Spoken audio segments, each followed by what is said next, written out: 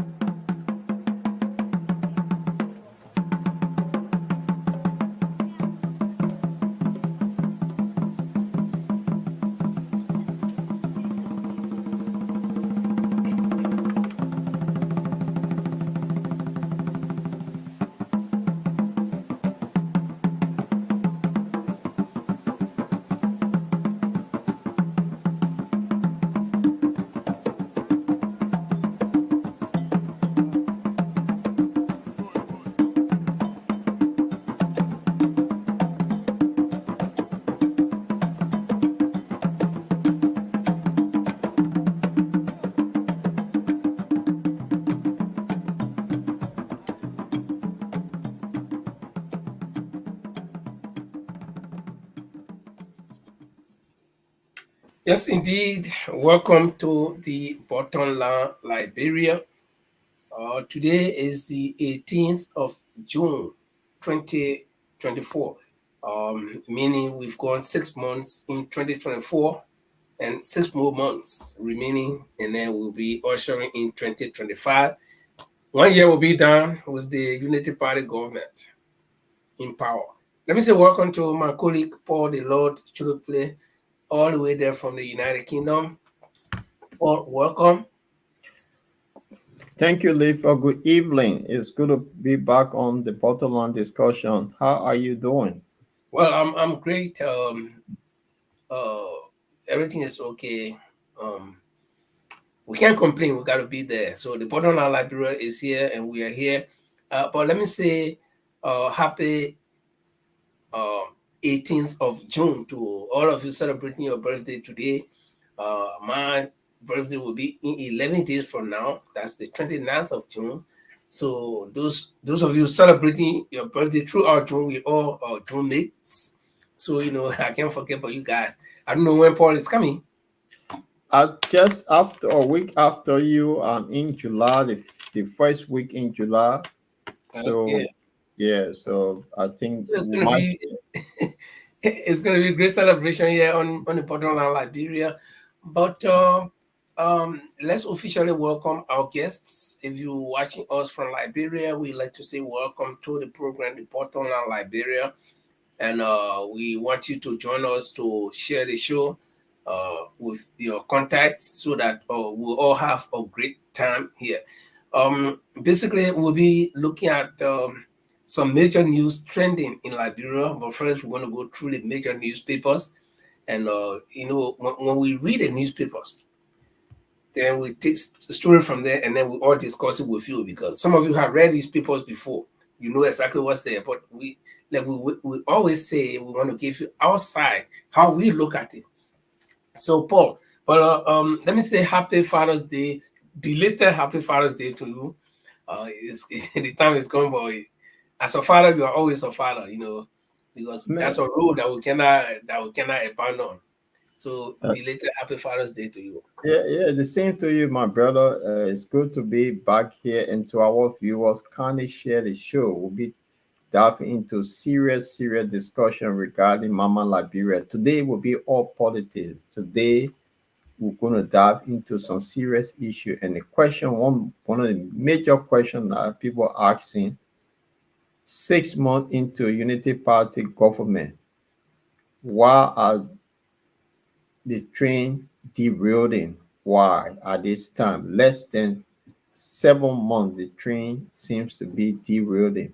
So we'll be looking at that, the resignation of people leaving, and we'll start with going back to Yeke Koluba when he started the whole thing. It seems to me now Yeke Koluba, the crazy man, people are now seeing whatever he been saying is the truth. So we'll look at that. Yeah, Mm. but other news, and we know that Yeah, there is some news that we getting. We don't know how true it is, but they say the U.S. has revoked President Weah's uh, citizenship.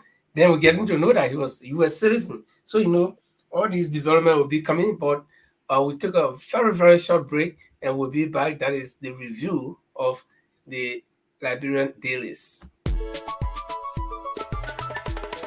You're watching the review of Liberian newspapers headlines that made news during the week on the Bottom Line Liberia. Please join us every Tuesday and Friday at 7 p.m. Liberian time, 8 p.m. UK time, 9 Central European time. Okay, so you'll be getting some stories from the newspapers. The newspaper. Even I haven't worked as a journalist, but one thing I like on a newspaper, the story will always be inside. If you know how to keep good, that rat will not eat it, ring will not beat it, you will always go back and open it and make reference to it. But when people turn on the radio, when they finish, sometimes even the people who read news on the radio, when they finish, they forget. But the newspaper, you can keep Google story, man. I remember my old used to have a pile of the daily or zero newspaper. Small thing, then you go take it, you start flipping it. Some of the shit can stick together. You'll be taking time to open it. So, well, I don't know what is your take on the news when the news is coming and then all of a sudden so many things happening and it's in the newspaper? What do you think? What do you think about the newspapers? I mean, the thing with the newspaper, I like the way they carry their headlines that can really attract your attention. Because sometimes the headline, they will say something that if you go read the story alone, put you over the news, but the headline, the way they capture, they just draw your attention, say, no, this thing is paper, I have to buy it. So I really like the way they capture. That's, yeah. Well, but let's welcome Jamal. Say welcome to Jima Kamara. Jima, if you hear us, we'll say welcome to you. Oh, thank you very much. Thanks for having me. Great. Okay, so but like we said, we'll be looking at the review of the Liberian newspapers right now on this session of the program, and it will lead us into the main discussion. So Jima is the man behind the newspaper, the arrangement of the articles and stuff like that. So Jima is going to be drilling us through. So sit tight, share the show, and have fun with us. Welcome, Jima. Take over. Thank you very much. Thanks you. If you just joined us once again, this is the Bottom Liberia coming to you from the center city of Europe. I'm live from the city of Manchester, where I got my colleagues from Norway and as well as London, Paul, the Lord Jodobly. What we do here, we do a review of the major news headlines and also trending issues, topics that make headlines in Liberia. Tonight we'll take you through with the first news that are making headlines. We will take you to this is biometric ID card issue that are making headlines. Liberia discusses ECOWAS National Biometric Identification Card. I mean, this was established in 2016. Now, they have to take into effect. The government of Liberia is taking a major step to make sure this biometric ID card in the West Africa, the West ECOWAS state region, the 16 countries in West Africa, will able to use it across and also effect trade. So, gentlemen, there was a deal of a news story talking about we need to introduce, it has been in the pipeline, and now is the government of Liberia is getting involved to effect the discussion so they can have it all around Africa. So West Africa, ECOWAS citizens should be able to carry around, instead of passport, they can also carry the biometric cards around to various checkpoints, so it's easy instead of passport. So that's from the dealers of newspaper. Thinking, guys, what do you think? Is this something that will affect trade or it will movement of people? Is this something like something positive for the ECOWAS region? Well, adjust your camera a little bit. We're getting some sort of flashback. Yeah. All right. Yeah. Okay. So, Paul, probably you need to take a key. Then I'll come in. It's a good thing because this is what happened in the EU, and a lot of countries within the EU they have the trouble with their passport. They use their biometric ID card, which is good, because sometimes the biometric ID card is almost like your driving license. It serves as a passport, and it's a good thing because we have the free movement in West Africa. Not everybody, because sometimes you travel with passport, it become, I don't know, but it's easy. You can just drive to, how to call it, Sierra Leone from Liberia with your ID card instead of getting passport. So at times too, with this biometric, the advantage with it is almost like you don't have to worry carrying some big book. It's in your weather, just like your driving lesson. You can move about with it. So I think that the news is welcoming. If this happen, man, I think it's good. I don't know what your take on it, but it happening already in European EU members travel with their biometric ID card. They don't even use their passport. But I think it's a good thing. Like you said, here in the EU, we don't need passport. Yeah, you need a passport, but sometimes, like 2 weeks ago, we were in Antwerp, and barely less than 2 weeks ago, though, and I didn't carry passport.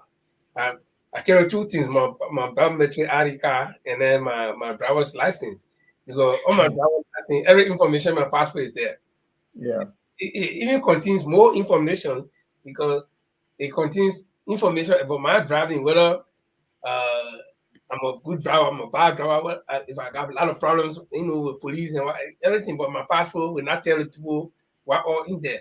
So, I think the biometric, if it's going to meet the standard of the West, that can contain all of your information, then it's a good thing. But again, for me, we'll dive into that. But I look at the downside of it. Uh, Knowing Africa, being an African and knowing Africa. Not that I want to talk down on us Africans, but people will always want to do bypass the red channel. Some people will, instead of going to get his biometric ID card, some people will see it, some criminals will see it as money making something and start to photocopy it and start making different copies and duplicate it. And let's face it realistically. My own country, Liberia, our passport is floating, especially diplomatic passport, in the hands of people that we do know. Okay, can you imagine? So wait, more simple biometric ID card. So I hope they will make it to meet the standard, because the biometric ID card or anything biometric, the passport and thing that we use in this country, your fingerprint is in the machine. So if I go to Great Britain, even if I tell them say I'm a Norwegian citizen, but I do not have my passport, my biometric or any identification, they will take my fingerprint. The moment they take that fingerprint, everything will show. At least it will show that I'm in the system. But knowing Africa, people will want to do quick fix. But Linford, this is Yeah. what make it biometric, because if you do fake print when you take it to the machine, sometimes the biometric, your eye, it catches if people use their eyes and all that. So Yeah. to do screen That's is why it's biometric. But So I'm if just it- looking at the downside because, for example, this biometric, let's say if you come from Sierra Leone, you want to enter Liberia, are they going to have machines at the port, at every port of entry where they can scan your ID card, or are you just going to flash it? Oh, I'm from Sierra Leone. No, and the reason I'm saying this is that I hope they'll put into place all measures, that they'll be able to track down fake ones, fake people carrying these things. Okay, so it's a good thing on the average. It's a good thing. I think what you're saying right here, all these measures are in place because if you can't biometric system, they must be at the port of entry or at the point of entries in every country. There must be a system where you can swap or scan your ID card that register your entrance. So that must be the first place. You can't think about biometric. We're not thinking about how do you get the person recognized, because it also helps to reduce these loads of paperwork where you have to sign in, you have to do these details. Once you scan it into the system, for instance, at Bowater side, if someone's coming from Sierra Leone, you scan a biometric ID card, it immediately enter the whole data, your whole details into the system. That means that you're visiting the country. So we need to employ this system. It's going good. Yeah. The criminal side of it, whether you like it or not, you always have a criminal who want to look into. That's true. They're messing with our passports, even West African passport all along, not only Liberia, other West African countries. The ECOWAS regional countries' passports have been messed with for years. So if we can put the modalities in place, the system in place that protect these movement, the free movement of people. You've seen it around Europe here. You travel from Belgium to Holland to Germany with any hindrance. You just walk, you go through, you drive through, just scan your ID card. I mean, they should remove these those gates, those immigration gates around in the middle of the city. This is our concern. I don't know why they have this information, all these gates, all these checkpoints all over the place. It should be at the very entry of a country, at the entry point of the country, where every individual entering the country should be registered into the system for much more for data information and other security reasons. We do understand that. But if you go, Liberia is the only country I've seen in West Africa. I've traveled across West Africa a lot. I've been to Nigeria, Mali, Ivory Coast, a bit of Burkina Faso, Ghana, Togo. I've been all over. I've not seen anywhere in Africa, West Africa, more especially the ECOWAS region, where you see too many checkpoints in the heart of the country. You find in Tututa, in Banga, Salala. What the hell is this? In the heart of the country. You tell me why we need all these real checkpoints. And they are the entry of the country. It makes sense to me, but I don't understand. So probably the government need to look into those things. These biometrics should also help us to alleviate these loads of paperwork where we will be put too much money to waste that we don't even know where to store them. So I think it's a good idea, and the government should applaud this, and they put the resources in place to make sure it's effective. Well, guys, before we go further, let's not forget to share the show. I'll share the show. So let's share. And those of you watching us, want to say welcome to you. And thanks for joining us. Please help us to share the show because it's going to be fiery tonight. We're going to have very good discussions tonight. Yeah, Paul, you want to come in and then we can move on to the next one? I just want to say you're talking about the criminals. I mean, with this one here, you only travel within the region. So if the passport, you use the passport to travel internationally, but this one within a region. So it is a good thing to have it. That when I'm going to Ghana from Liberia, I don't have to worry about passport. Just get my ID card in my pocket and move. So it's a good thing. So for the criminal aspect, forget it. Because in fact, it would be easier to track the criminals. Yeah. And the good thing we should be applauding here is like after these biometric system in place, we should be applauding, we should be encouraging free trade among ECOWAS region. This is very important. We are not trading among ourselves. We got too many products, agricultural products, too many other products within our region. We are not trading. At the end of the day, we export. We can feed ourselves. But what we're doing right here, we're not even trading. So you will find too many checkpoints where there are very security apparatus are extorting money for no reason. I mean, you've been traveling. You were in 2 weeks ago. You came from all the way in Norway to go to Belgium. If you flew, and you would just show your ID card you went through without ever checking. Once your ID card proved that you're visiting, that's it. But among the West African countries, the citizens themselves, they are extorting money from these citizens. Even they bringing their goods. How much you make it? Once you pay your duties at the entry of the country, you should be able to go and trade to the country. We should exchange goods. You struck me a very good point. I was about to mention that, or probably explain my mind.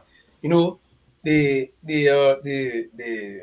you call it insincerity on the part of our security officers, and I will say this without any regret because it has happened to me. Before I left Liberia, if I traveled to Europe on a diplomatic passport, I had diplomatic passport in Liberia. That I used to get to checkpoint, then the guy will seize my passport. Diplomat, I get diplomatic passport. Then, whereby I was traveling on the diplomatic passport in West Africa, they will not even check it. Once we are diplomatic, they give me away. Then my own people holding it. I mean, we're gonna passport it. He can't read, and then you want me to get him money. So I say, "Come here, the passport, you know that I can sack you and you will not get joined your whole life." Oh, I'm gonna pass. I said, "I'm diplomat. Look at it."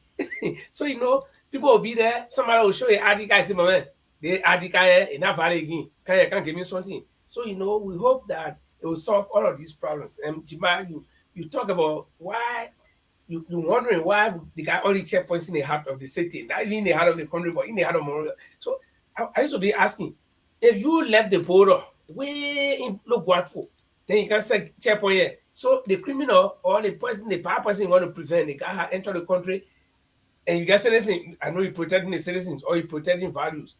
So the man enter the country from where to the border. Why you want to do that he can't do all around there where you're not present? That means the city you can't do what he wants to do. So I think our government got to look at some of these things. Pay attention to the entry. We live in Europe here. How many times you walk in the street, you see checkpoint?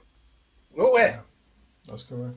Yeah. Now we move to the next topic. This is what the president said literally. It was from the New Dawn newspaper. I'm not God. You are reacting. I'm not God. You are reacting to critics. concerning his performance after almost 6 months in power. That he's not God, so he can make mistakes. He's not delivering. He can't perform miracles. This was Newsone newspaper. Yesterday's story. So he's not God, but so he told her he don't blame him for not delivering on the 100 days. So he's not God. He can't perform miracles. He's doing his best. Paul. Emma, I didn't read the story, but just the headline alone just gave me an idea. So if he's not God for not delivering on 100 days, isn't this party ran on a manifesto that they had called arrest? Because that it should be the Bible to lead them through of what they want to do. If you have 100 days that you say car will not be stuck in mud, I mean something that they talked through, they went through all of that process. So if now cars are being stuck in mud and he's saying he's not God, then why made the promises to the people? So this have nothing to do with God. It's have something to do with the experience that he came with, that people voted for him. It's got nothing to do with God. If he can deliver, I mean, just be honest, say, look, I'll lie to you people, and politicians lies anyway. We all know that there's something common among politicians. They never tell the truth. So he's not God, but then he lied to us. That's what he was voted in. So he know that he could not govern, and this is why now he coming to say, I'm not God. You play 100 days that this will happen. You have students doing RTC, 10,000 of them. It didn't happen. Cars will never be stuck in mud. Cars now stuck. Every day we're hearing news that cars are stuck in mud. So where are we heading? So I mean, he lied to us. Whereby they access land. Whereby they access he was going to declare his asset and make it public. We yet to see it. So what does that have to do with God? Let me quote Pandy Linfogonis. Let me quote what the New Down newspaper said. If you just join you or just reviewing the Liberian major newspapers that make headline during the week, we're looking at the front page right now is of Daily New Down newspaper. It says, Mr. President Barker said, I'm not God. He was reacting to his critics. This is why he said, I'm going to quote the newspaper, Linford, then you can come on and say something. He said, I want to say to all of you here, you may not be happy with some of the decisions that are being made, but I'm not God. We will do the best we can, but we are sincere about what we can say that's in the interest of the country, President Barker says. Linford, quote unquote, the president's statement. God Buckeye. The man that chose he want to be Joseph again in China, you want to be God. But why is he mentioning God? No, we are on earth, we are not in heaven. God is not here to rule us. You are our president. You are the one we voted for. We did not vote for God. And like Paul said, you promised us, Liberians, that you will do this, and that. And that's why when you were running campaign, God was not in front of you or God was not behind you walking physically. God did not talk for you. You are talking for yourself. Every man talk for yourself. And that today now you want to be God before you can deliver what you promised? No way, probably you cannot work. Let me tell you one thing.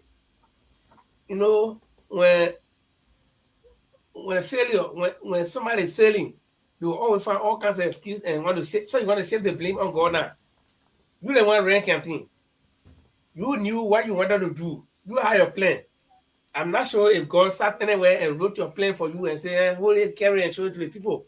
Or God, you and God sat in the room and God discussed with you, say, go and tell the people that in 100 days, no car will get stuck. And I know 100,000 students will go for RT training and blah, blah, blah. No, you made that promise, Papi. If you ever tell the people, say, but stop, don't play with God's name. And when the Bible talks about taking the Lord's name in vain, this is part of it. You are the president. You're the one who know. In the governing process, you're the one who know. God is for every one of us. But because the Bible says the leaders are the representation of God on earth. So you are, quote unquote, our God right now. Now you're the one who know. So that you should be praying to God, so God can help you. The president is reacting to too many insults on the radio, talk shows that, he said, another statement he said, the newspaper quoting that, this is what he said. He said, This is what he said. Yeah, the party say they won't get anywhere else. Like the president said, he showed that he's not he's committed to ensure that Liberians get the best out of the country, because if they don't get it in Liberia, they won't get it anywhere else. Wondering, if you don't get it here, where will you get it? He laments public insult. I can't be public talks and attack. Yeah. So he's saying that too many insults are coming on him. So he's telling you, you need to give him time. 6 months is not enough in the government. So he's trying his best. Do you disagree? It's not. Do you disagree that the person is trying? Has he ever heard that statement on Issa, last the head that wears the crown? You know, when you get the crown is big and heavy.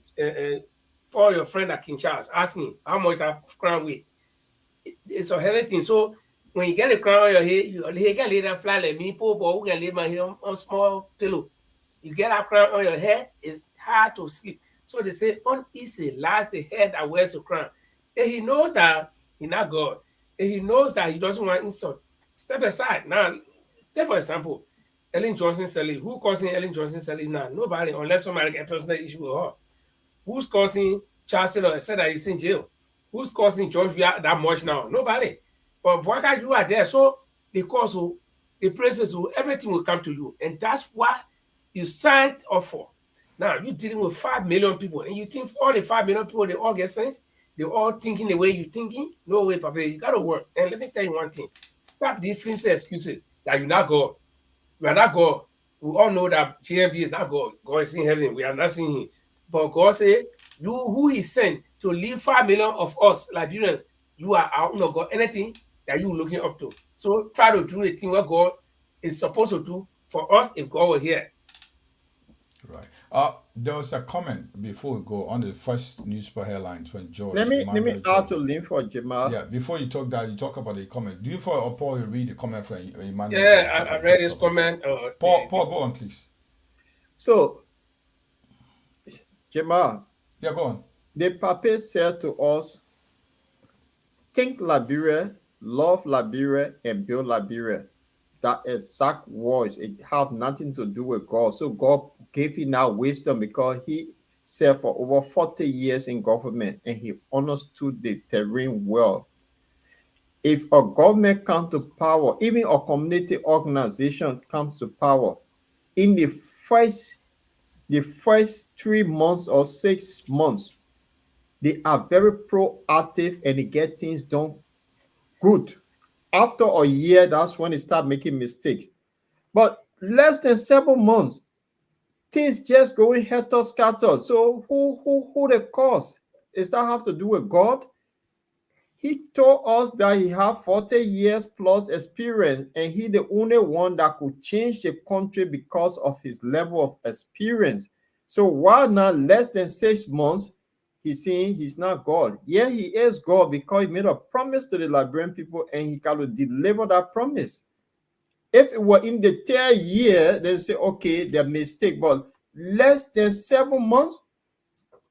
I mean, Paul, not even in the 3rd year to say mistake. At least we will say, okay, all the immediate plans they have, all finished. So now they got to re-strategize. But you waited for 6 years to become president. You begin president, you even get plan 1. So, and then think about 5 months or 5 years. So it means that you'll be like chicken without head. You'll just be going all over the place because you don't know where to start from and where to end. Because you should have your blueprint for the at least first 1 year, so that you have projects going. Then, while people are focusing on those projects, then you can bring in new things. You can start, devising new strategies. Yeah. But you start with 0 plan. So then you start to complain that you're not God, you God. You God. That you the one God sent to all, you God. Jamal, you muted. But muted. Thank you, guys. If you just join, we'll take a quick break and come back on to let you know what we're doing here today. Let's go, guys. Quick break. Linford, take us through. I can play something though. No, I got it here. This one. You're watching the review of Liberian newspapers headlines that made news during the week on the Bottom Line Liberia. Please join us every Tuesday and Friday at 7 p.m. Liberian time, 8 p.m. UK time, 9 Central European time. Yes, indeed. Thank you very much for joining us. This is the Border Liberia. Jamal Kamar is my name. I got my colleague Link for Egon Goy in Norway. I have my own man Paul, the Lord Children Play based in London.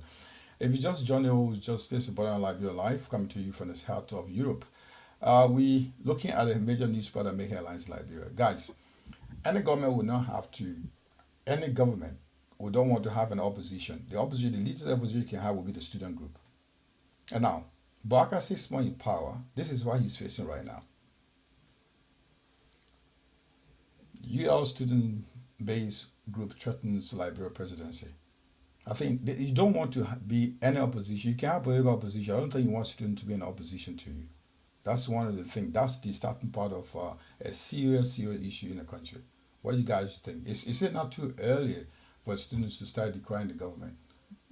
Jamal, before we get into it, give all a briefing of this story. So for our audience as well. They are giving up for the 8 hours. I mean, these people have read the story. If you look at it, they have read for the 8 hours. They found out the root cause of this student now. Yeah, that's what I'm saying to say. I think I know. I read the story. I know, even if the not exact story, but I know the root cause of what they're doing. Number one, leave or go on. Yeah, number one, the students lack buses at the University of Liberia campus, on the main campus, and at Fender campus. You know, I think they got 3 campuses now. Now, unlike before, when we were all clustered up on Capitol Hill, but now the universities, they got the science department way in Fender. So all of the students that go there, they need buses. And our understanding is that Sir Joseph was the one that provided buses, and the government was supposed to be fueling those buses and whatever, but and they are not doing it. And so Sir Joseph withdrew all of his buses and packed them. So then the students cannot go to class. And then at the same time, the students are also calling for bad administrative practices at the University of Liberia campus. So they are calling for the removal of the current president who is there, not the president of Liberia, but the president of the university. So all of these are problems that the students are pressing demands for. But Jima, you asked a question whether it's not too early. No. I was listening to some talk shows somewhere, and somebody made a similar statement like me, the one I'm about to make. And that doesn't show that I'm trying to be heartless and trying to show that I don't have feelings for people. But, these same students, if you don't cook yourself in Oko, they will not dish you all with baboon steak. These same students, some of them are wearing CDC red beret along with CDC suit. Some of them are wearing Bwaka green with Bwaka picture and everything, hat and everything. What they failed to do at the time was to analyze, evaluate, listen to what these candidates have in store for them as students at the university. I'm not saying that they do not have the right to support anybody that they want to support or vote for anybody, but before anybody votes or before I vote for anybody, the person must tell me what to do. I had this encounter with my own family members, my brothers and sisters. They are of voting age. During the election, I will ask them, who are you voting for? I'm voting for JMB. Oh, why? Why has he promised you no? Because he get a number. You know, I probably everybody want to vote for someone. I don't want to lose, so I vote for him. You see it? So they didn't listen to JMB, his plan for education, especially the highest institution of learning, the University of Liberia. He did not promise them anything. They went to all Lano, not all of them do, but some of them Lano and voted for him. And I'm not saying that they're not supposed to vote, but do due diligence to yourself.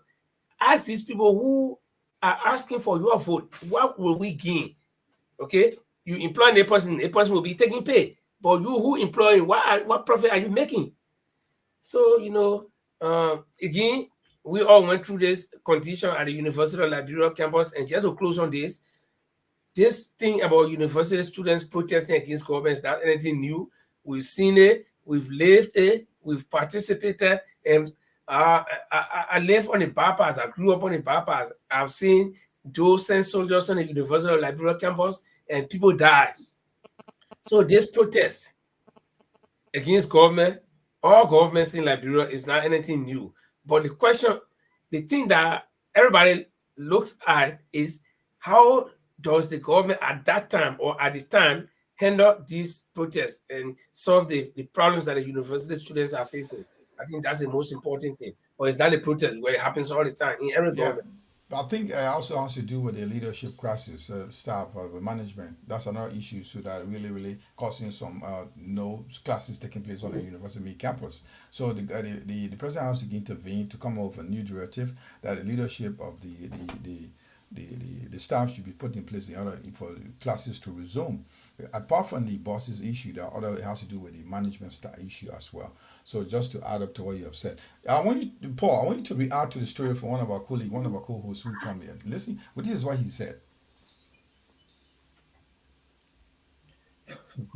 Liberians are allergic to change. We must be susceptible to change. The government is creating new normal environment for us.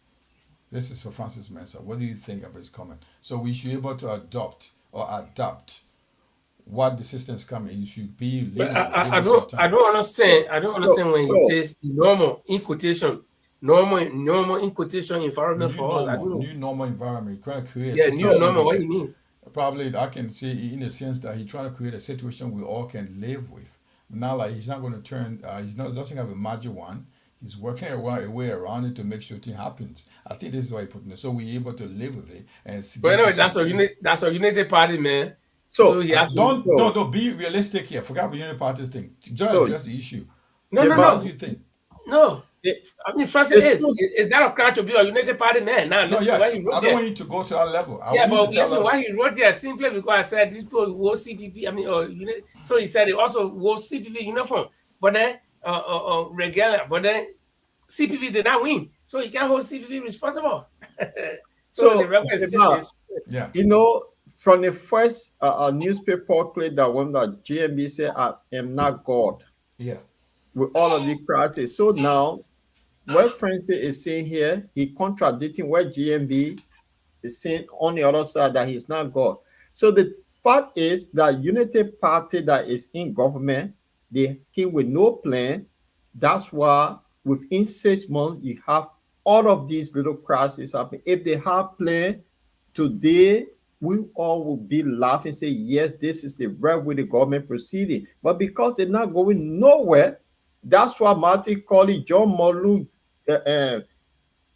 my good friend Yeke Koluba, all of them now telling us that something is wrong. So as Francis is saying this, then who running this government? Because I could praise him on the other side, say, oh yeah, the old man, he just needs to do his own thing. Then on the other side, you get a legislature to that taking $10,000. Students can't even go, they don't even have buses to go to campus. So it just tell you the whole thing is just of your mumble. Let's put it that way. So Francis, all right, I think Francis will be coming on later on at the end of the show to address the question. So guys, let's move on. That's a quite interesting thing. If you just joined or we want to get your comment, what you think. We are reviewing a major newspaper in Liberia. Drop your comment, we will read it. And if you're another thing you put through, we'd like to see what you think about Liberia. We are discussing Liberia here. We're not discussing individual or personalities. We're discussing what the newspapers say, what you think about it. You've read it. What are your thoughts? Let's get it and we'll discuss it. Now, guys, this is another story. Paul, I will come to your story. This is over the president. Does this story make sense to anybody? The president said he was not an American citizen. Why is this story coming for? Do we hold this story? U.S. citizen revoke. He said after the last time, just get the background to this story. The last time the president visited, he went with some top delegates to the U.S. To Langley, right, in America, where he met a CIA office.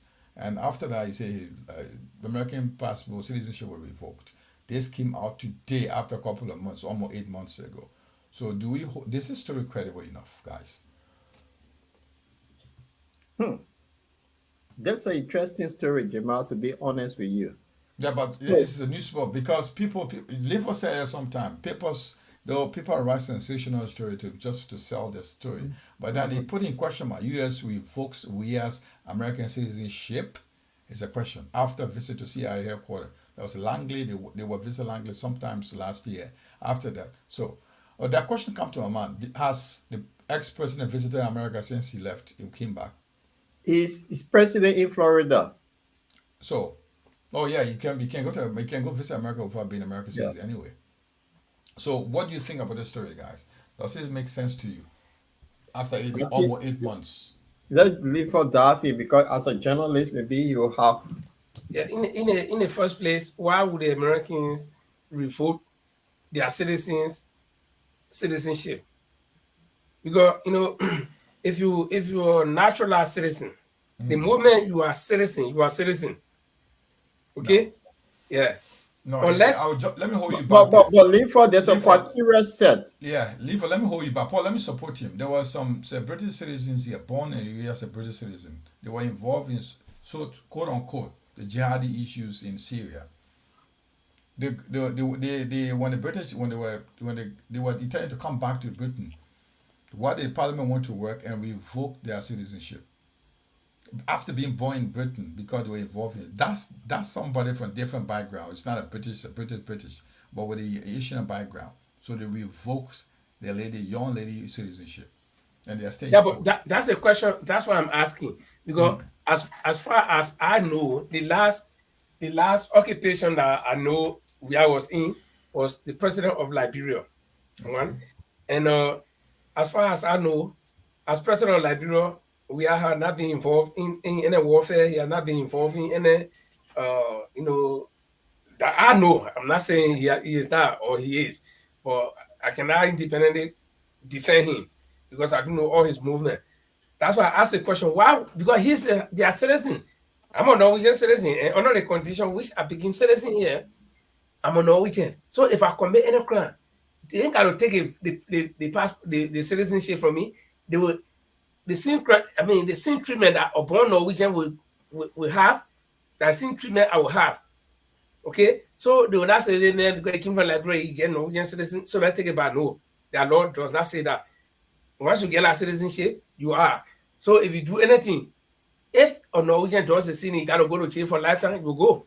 They will not say because you're from Germany or you're from Croatia, so we'll take out. No. Yeah, but Linford, I need Paul coming. Linford, to a correctional point there. You are naturalized Norwegian. Yes. And there will be a clause in their constitution or in their contract or whatever it says that a naturalized Norwegian would go through this law. If they violate the rules, they can withdraw their citizenship. That could happen in America. That could happen in any other European country, not in Norway. So when you compare, you can't compare the American situation to that of Norway. No, that's why I'm not saying that's I'm not giving you an example. And that's why I asked a question. I said, what would lead to America withdrawing that? Because I know that it must be an exhaustional factor, something that they cannot handle. So I don't think you get a citizenship to me, you take it back. So what difference does it make? So something must be wrong. And I think what's wrong is what we should be trying to dive in, but not the authenticity of the story, whether they took the citizenship or not. I think the story should tell us what happened, that if they took his citizenship back, why did they take it? That's the most important thing. But not whether the story is true or not. No. Paul, I want you to look at it, then I'll go to the background of the story. Paul, what do you think? From the headline, after we have visited the CIA headquarters, the question is, nobody knew the information that came out of that visit. And this newspaper is saying at that time, the U.S. revoked American citizenship. That's question. Why were he invited for as a sitting president of a country to see?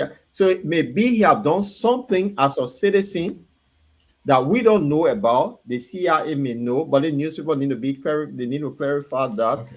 That was the reason why. So get into the story. They have the main content, please. You said, Yeah, I'll quote the story for the benefit of the audience that are following us now. We'll tell you the background of the story. If you did not read the story, we'll tell you what the story is saying. It's saying, just from the first line says, he said, the United States government agency has overseas immigration applications. It's launched an office that will focus on identifying Americans who are suspected of cheating to get their citizenship and seek to strip them of it.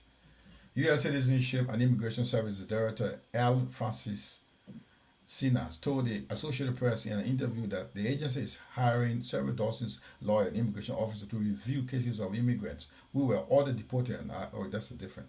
I'm going to the where it says about George Weah. Sorry, I think I got the wrong story. 1 second.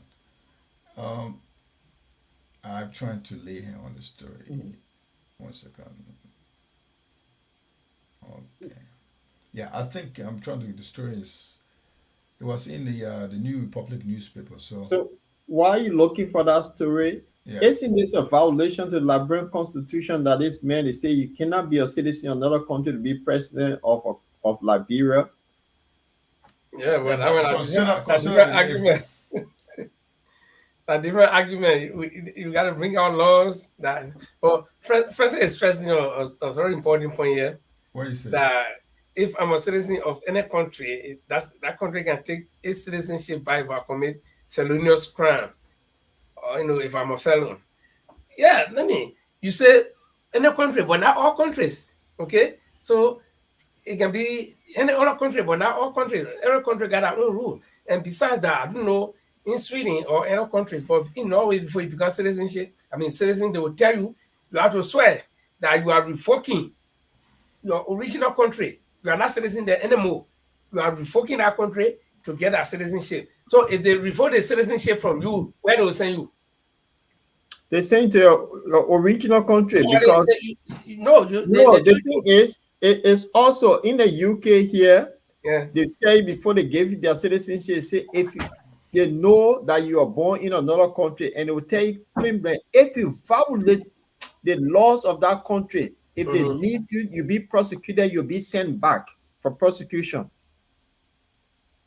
So is there in the story Jamal talking about this girl that went to fight with the access people that they have revoked her citizenship? She was born in the UK. Her parents came from Pakistan, I think. Yeah, no, I think Bangladesh or Pakistan. Bangladesh, yeah. Her parents, because the parents came from there, she was born here. But because she joined the access group, they revoke, say go back to your parents. That was just revenge. It's just their way of revenging. But the law. No, they always have this small black print in a clause that if you don't read it carefully, it come and haunt you. So you can pledge allegiance to the country, you can take that oath, but because you are not born. Look at what we are saying here, gentlemen. The dual citizenship that the government of Honor to the President we have said, there are some clauses that don't allow you to hold key position. Exactly. Your own citizen, born as Liberian, you became Norwegian and all European, whatever citizenship. No, but there were some clauses in that particular new adopted constitution or laws say that you cannot hold also position your land of birth. Do you understand that? Your land of birth. It stops you from holding some key position because you pay allegiance to different countries as a citizen. Yeah, okay. So this is where I'm asking a question. I'm supposed to work as whatever I want to be. Then I'm living in country X. Country X giving citizenship. I commit crime. Country X will taking our citizenship back. But my country says that since I became citizen of country X, I get right to do certain job. Then you send me back. Then country X send me back to country Y or country Z, which is my original country. Then so who am I? Because I already forfeited my right to. You become alien, my brother. Your country is your country. You see it? Yeah. So but again, like I said, those countries that are giving citizenship to people, they do it and they can take revenge anytime. They say, "Oh man, we don't want to do it, we can take it back." But it shouldn't be that way because if you give the man a citizenship, it becomes part of you, it becomes one of you. So compare your original citizen with him. So before Jamal gets his story. Before this story, why was this man invited to CIA headquarters as a U.S. citizen and sitting president of the Republic of Liberia? Well, we do know. Exactly. So, if it was country to country, Liberian today, but maybe it was personal, that's why they invited him. As a citizen, you committed crime somewhere and we've taken our people from you. It's just an assumption that you might get into the story. Yeah, but I think I'm going to find out before the end of the program. But I'm trying to get hold of the story, the detail why is the newspaper is quoting this. What I'm saying. We can move ahead. Yeah, we'll move ahead on that. There's another story. I mean, the last time we were on this platform, we talk about Another sad story hit the family of the President Salif, and she lost her son. This is the former deputy governor of the Central Bank of Liberia. He was finally laid to rest, and there was a funeral rites held for him recently in Liberia. This is the story. Grieve over whims as President Salif at the son's waking. This is if you just joined us, we're just watching this is the former deputy governor of the Central Bank of Liberia, from the son of the president, ex-president Ellen Johnson Sirleaf, and he died in Ghana. And there was a funeral wakekeeping for him at one of the churches on Nash, I think in Monrovia. I don't know exactly where it was. And she was there to pay the last respect to her son. And there he lying now in the casket. And I think she's weeping. And it was a very sad moment. It was a very, very wailing. There was too many wailing and crying at that scene. It was touching. I think we in Africa, we always say that we want our kids to bury us instead we bury our children, is it? This is a sad. She just lost two of her sons. This is the second one now. Is it, guys? Oh yeah, I think the first one was it James? No parent want to bury their child, and the older you get, and you're looking at your children, the braver you become to die. But when you're young, you're scared. When you hear death, you're scared. But when you're getting older, the first thing that comes to your mind is when you're getting older, maybe you are lost all of your parents, your father, your mother, your everybody. So you look in the line, you are the next older person. So then the reality of death comes to you that, okay, I think I will die. So let me get accepting. Maybe you're sitting there, you're waiting. I used to have this grand auntie that was very old. All the eye begin small, all the teeth went back. Instead of the teeth dropping, it went back inside. And she will always say, what I will die? And we said, we don't know. She was praying for death. So you see, the older you become, you're not afraid of death. But then when you as an older person burying your child, I think it's very painful. I experienced it. I'm a victim of it. I know what it means that, your child died before you. So I think the ex-president, our hearts go out to her, and, nobody can get used to death. But sometimes when it happens, we just have to accept it.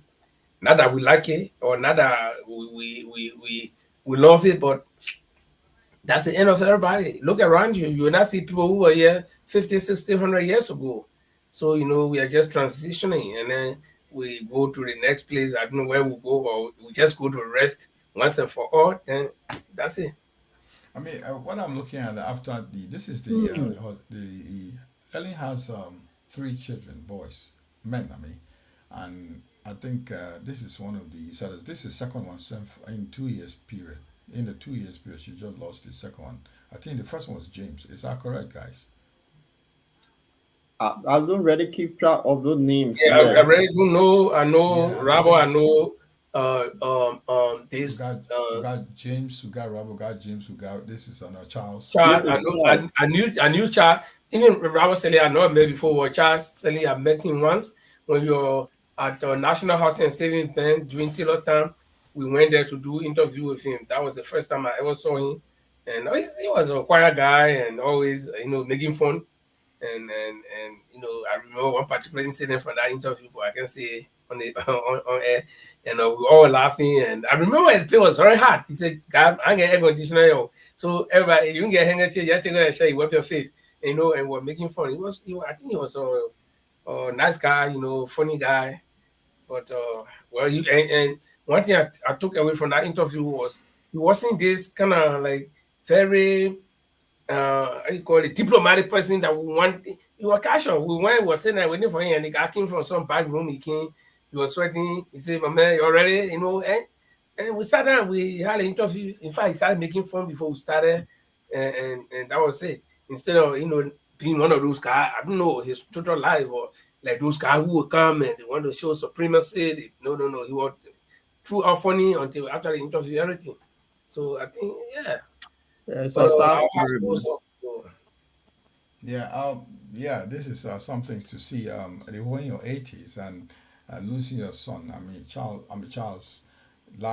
Last time saying bidding him farewell. I mean, it's for any mother or any parent. It's a heart touching stuff. It's very, very overwhelming.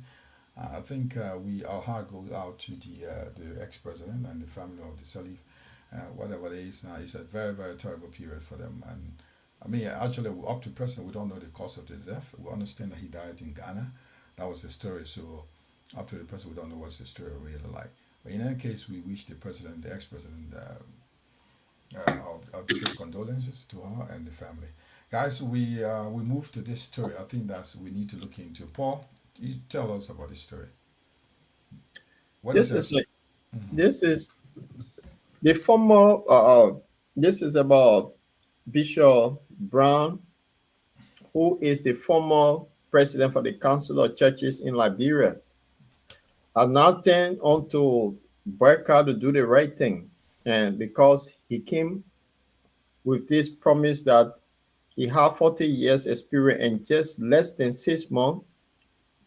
There's no direction. So he's now calling on the president. He even want to pray, have a prayer for him because the way things are going. And look, it just that we don't turn Liberia victory into mourning. So what does this mean?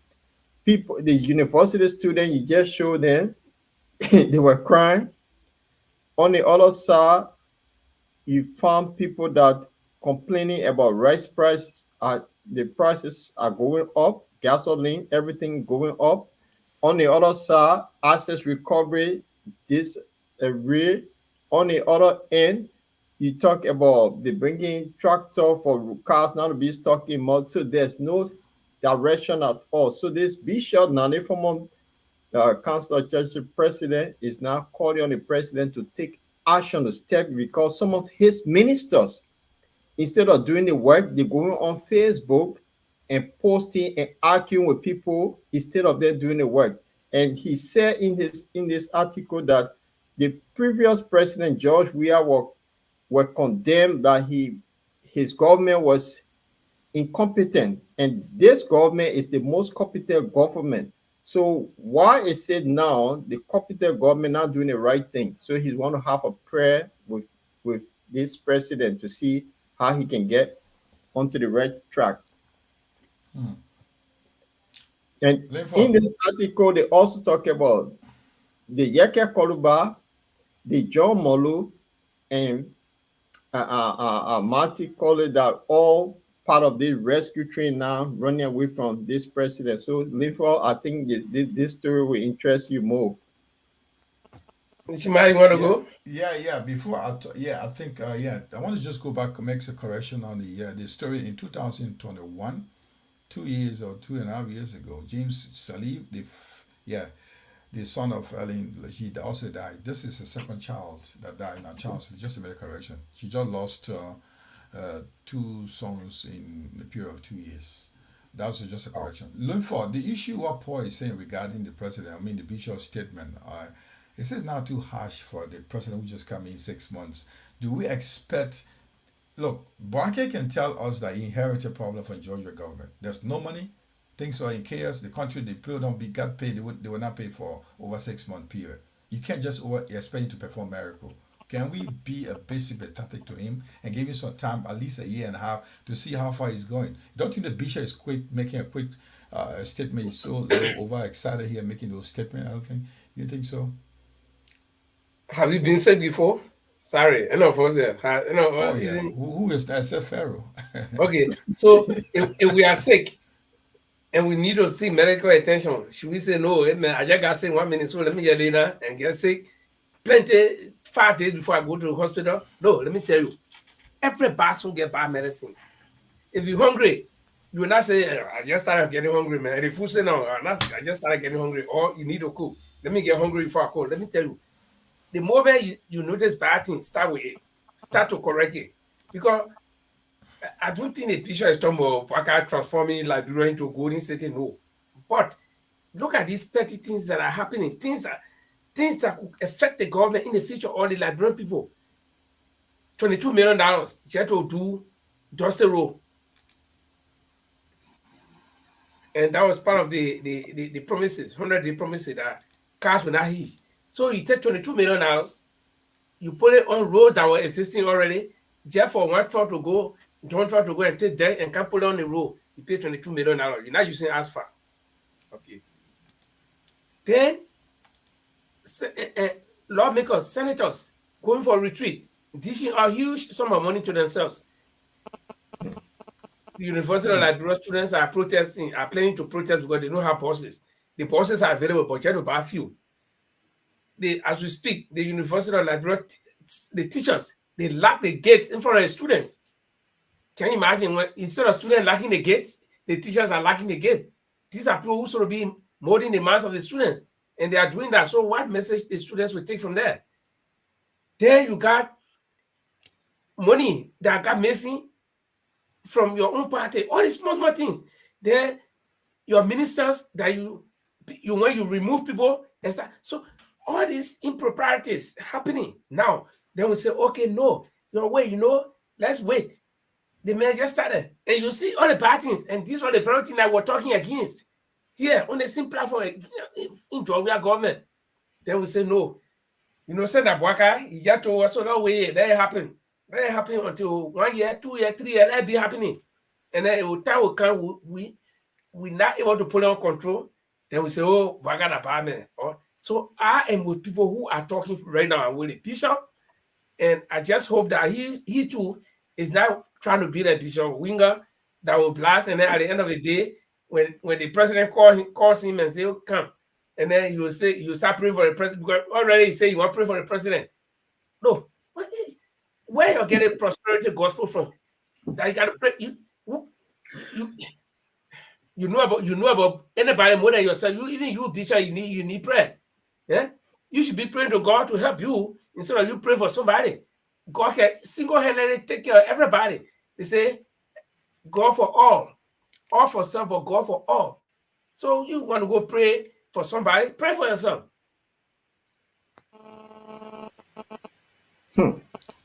Linford, I mean, you make your point, right? But the thing I'm asking here is that all these statements you're making, like 15,000 to the legislature for the retreat and other stuff. If somebody can tell you you are making these up, you can't confirm them. The sort of improprieties you're talking about in 6-month period. The government will stay with the government to come and clarify these. Right. If somebody would say that, that means the person is not following, because these are things that are in the media. No, let me tell you. If you go back to Charlie King time, JJ Rawat time, that was a different time, where people have files with information buried in their covers. They lack it. They put a key in their pocket and go home. But nowadays, everything is right here. Every information that you want to get is right here. Unless it didn't happen. Linford, the thing I also want to support your point is like, what happened to the press briefing for Kula Fofana? Is it happening again? No. The president said the information minister is the one that will give briefing, not Kula Fofana now. So there's the Ministry of Information is giving press briefing, a weekly press briefing. Are they doing I think every Thursday, or I don't know. Yeah. But then these stories should be clarified. So what we are saying here, the government should be able to clear the air on these points. Because if you look at it, so we expect the government to clarify these points, like improprieties speaking about, the 15,000 with Martin Colley is saying that the government need to come and clear the air on when they went on the retreat. They're taking 15,000 for one legislature or one senator or whatever it is. They need to clarify. So we expect from the press briefing for the government to come and make clear the air on these things. And then, so until the thing is, some of the senators went on some of the platform and admitted that they received that amount. No, they received the money. They are not denying. But 15,000 for a retreat. They had a 10,000 and then 3,000 for something else. Then it gave them money in Liberty as well. So the total about 15,000. They admitted they received the money. Yeah, but Chima, you saying something. You're talking something very important, that the government should come out and clarify some of these things. But again, here we have a president who is doing exactly what Joshua was doing. He's not talking. Okay, then we got the government, all the ministers, almost everybody, they on Facebook arguing with people. When you pull it so, they pull it so. And that's what the bishop is saying. Yeah, they gave their own version of the story. Then when the information minister comes, they will say different thing. Then when the press secretary to the president comes, she says different thing. So there's no information management. The system of managing that information is very poor, and everybody else is doing something because they got cell phone and they can sit there and say anything. And so what do you expect the public to do? the public will have its own code of judgment based on what they listen to, their own analysis, comparison to what they see happening. Then they can pass that judgment. Tell me, what the people what the senators wanted to talk? The thing they wanted to talk, there's no library in Pequena that you can only go in that library and read about it before you can say it. The thing they want to talk, they can talk it right in Monrovia. They can go to I think they get Rotunda they got something called Rotunda, right? In the house there. That's around area where they can sit down in a common session and discuss it. But to go where Pequena, you refuse to go, you leave your lawmaking duties to go to toss on it, and then you get money on top of it. Okay? To the point where we even hearing that the food they ate, government had to pay for it. That normally can't use her cook. The people who can cook for her, they're the one she used to cook for the people. And they were not cooking for nothing, they were paying them. Can you imagine? So the people taking the Liberian people for a ride. So that money should have gone to a private, how do you call it, carriers, like, how do you say that? The person, a private restaurant company that should, even if they have to do it, they should also benefit instead of giving to a fund, almost like paying a door security that we used to hear before under the past top government say, well, your security as a door, you should be their name on the pay list. Do you remember that? You should tell us those things. Yeah. But again, and then I ask myself, a country like Liberia, where the very president, under whose watch he's sitting and all these things happening and no action taken, he's the same man going out there trying to solicit funds. He's not even getting it. And the international community that we usually run to for money, they sit and they see how we use the money in America. Which lawmaker will go somewhere, there's somebody cooking for them? You drive your own car, you go. If you fly, you go. If you can eat burger, go and grab a burger and eat it. It's still important. No, in Norway, they go to any big meeting. They pick up food, people can eat their cake and tea. Coffee. Yeah? I'm telling you. So I'm in a political party here. We go to meeting. They bring that cake, that brown cake, you call your lady. Yeah, my man, I like the workforce system. And these are people who get money. But you ain't get money, you're acting like that, and the people you can go beg to get your money, they see what you're doing. You think they'll be able to get your money free? It will be difficult now. So now only down in the future. Jamal, so this Bishop is right. Bishop Brown here is right. Because since the government took office, remember, we'll start from the inaugural budget that was set with Miata Famole. They said we're going to investigate. We yet to see the report. Then also, there were $300,000 given to the party chairman for the 17th district. That money, something went wrong. They set a committee to investigate. No hay, no tay. All right. Guys, so let's let me learn before, because this story the Bishop talking, then what happened again? The Access Recovery Group that they brought in, then the DEA, the 3 bosses within the DEA all fighting. No hay, no tay. So all of these things that are happening, this is what the Bishop is saying, that he want to pray for the president to get on the right track. So, do we say that the government is a business as usual? Is this a business as usual, guys? Because look at what Mark Anderson is saying here. I agree. Because we talk about why Senator Youngbley's cook should be preparing meat for them, where the money should be going to a private catering company. This is why he said, I agree. The money should have gone to the private catering company to feed the official if they have to go for the. But nobody cook that. Private people, they not employ government. So no, they are. No, she almost like she's benefits. That personal cook. That personal cook. They've been paid. No, but they've been paid. They're all government salary. They're all salary. No. No, whatever the case. They at her house in Pequena, anytime she go, or in Monrovia. The government pay for them. The government pay. They are on the government pay list. They are on the government pay list. They are now, she's not paying from her pocket. They are on government pay list. That's why you should know. They're not personal cook. They are on government pay list. It's our company she was running. Okay, but then, okay, let's look at it. So if they are on government pay list, so it means that they didn't pay them to cook. They won't cook, No, they right? get it. No, They pay them extra. Victor. That's extra service. That That's extra, extra service, service. they're You on pay for extra budget service. already. It's on the budget that those who offer the catering service will be paid extra. If they offer they do the food, they'll be giving extra money. Not their monthly pay or monthly wage. They Okay. will pay. Okay, Yes, let me okay, tie guys. in We need to transition to Yeah, so but go on, no. This story is important because there are part 2 to 8. There is part 2 to 8, where the bishop is citing example of people leaving the rescue train, and Yes. that's my area of interest. That's where I'm going to dive in. Paul, let's see the story. Do you have a picture for that? The story. Yeah, the people leaving It's, the it's, rescue it's, train. it's on the front page after it's the first page. But this is it. I mean, you said the people leaving. Who is leaving the rescue train right now, guys? Yeah, they talk about John Molu. John Molu was now on the train. He was on the train. Why? He was not appointed as any. No. decision-makers? So people that were able to convince people how John Molu came on board, he was on the train because that one of the things they encourage people to vote. Then you have Marty, the Rambo, how they call him, Marty Kola, also a Rambo on the rescue train. Then you have Yeke Koluba. I don't know what they call the rebel, what name he have for that other rescue team. All of them now have issue.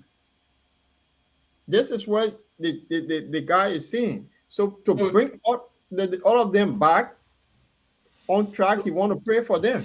So can I dive in? Please do. Okay. Now I have a different. I don't know how you guys feel about, you hear the news about. I'm not talking about Yeke because Yeke has always been focal, but you hear the news about John Molu leaving the rescue train, or you hear the news about Martin Colley leaving the rescue train. No, all of those things are tricks and shenanigans, and it is all intended to fool the gullible Liberians that do not think far beyond, okay, or that do not follow the thread of lines that make events. Now, Martin Colley went all out to the extreme and began attacking people. Anybody who will stand in the way of JMB becoming president, Martin will get at you. Where he himself declared that he was at battlefront with about 10 people, including Morai, Yukula, Kwok, and Olegani, Costa, and all the people. He was fighting with them. And according to him, he won. Now, the question anybody will ask, I will ask Martin Colley, is what did he see at that time that he was fighting other people for? Didn't he listen to other Liberians who said this JMP was not up to the task of ruling the country and the United Party?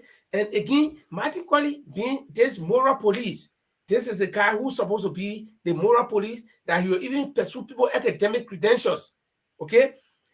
So he should live by example. He should be able to know the United Party government was in power for 12 years. They were voted out because people said they were corrupt after 12 years, and they found an alternative, which was George Weah. Then after 6 years, people say, oh, George Weah is even worse.